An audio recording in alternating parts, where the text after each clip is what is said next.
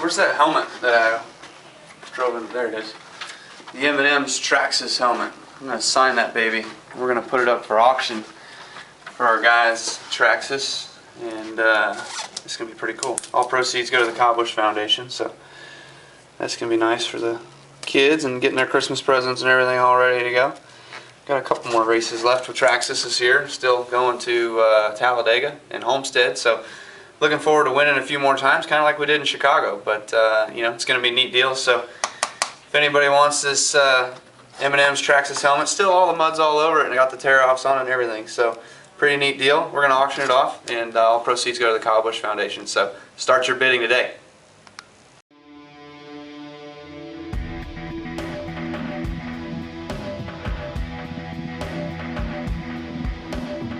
Being in Crandon, Wisconsin for my first time ever in a Pro 2, it's pretty wild. It's crazy, but it's fun. It's a neat experience, something that you know, I've always wanted to do my entire life, but here I am just kind of getting my feet wet. Looking forward to learning more about it and getting better at it.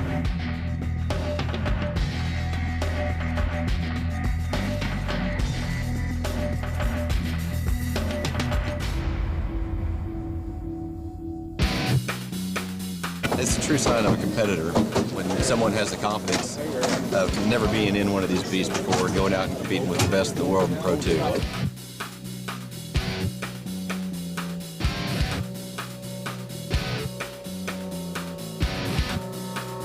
Driving these Traxxas torque trucks, it's a wild experience, and just from getting used to it the first couple laps, you know, you got to get used to setting the thing sideways in the corners, powering up, and getting the car going forward and moving in the direction you want it to go before you get there. Otherwise, you're just swinging and sliding around in areas that you don't want to be on the racetrack. So for me, it's you got to point and shoot a little bit more and kind of get it to where you want it to go.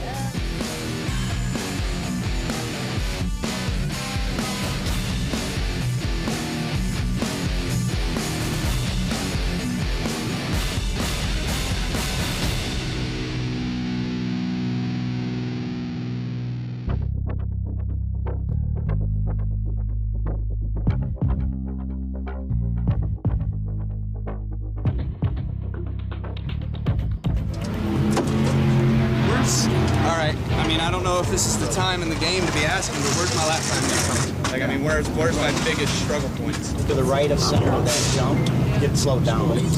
If you get right of center, you just get on the brakes, just slow down, because you're not going to make it. Right.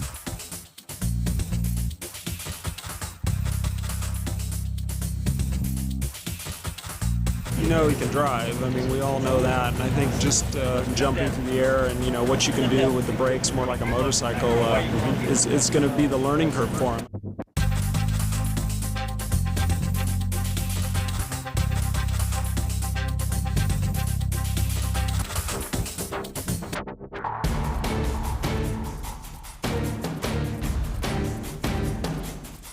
It's pretty neat for us to be able to race, you know, a car racer like him. I think it's great. I think the threshold's open, and I think you're going to see some good things come from this. When you're a shoe, you're a shoe. I mean, you can feel things. I mean, you already are part of the car. You know what horsepower feels like. You know what brakes feel like. So that's a huge step.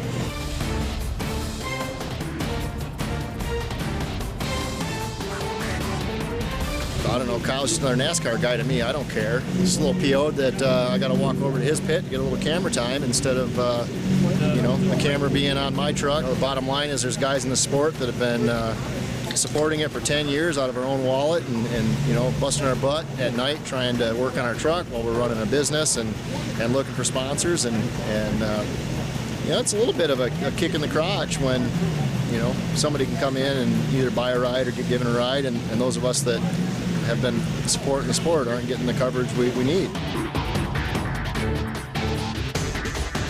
You know, there's a few drivers that always have something to get upset about. We're bringing Kyle to Chicago to help the awareness in our sport, and you would think that simply recognizing that, he would understand that it's good for the entire series that we have Kyle Busch's involvement out here.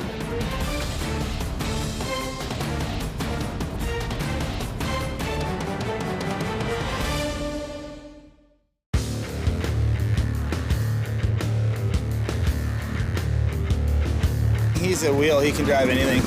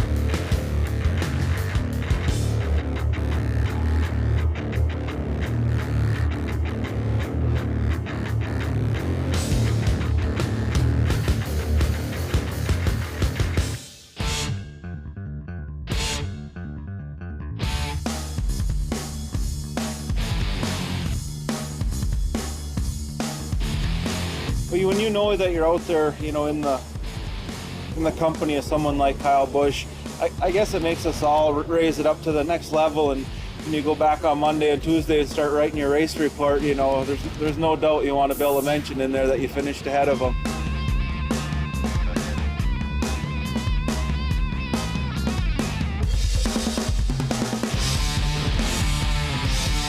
If I get too brave or too ballsy, it'll get pretty ugly faster. But now work on lap time. Now I got a feel for the track. Now it's about dissecting and getting better.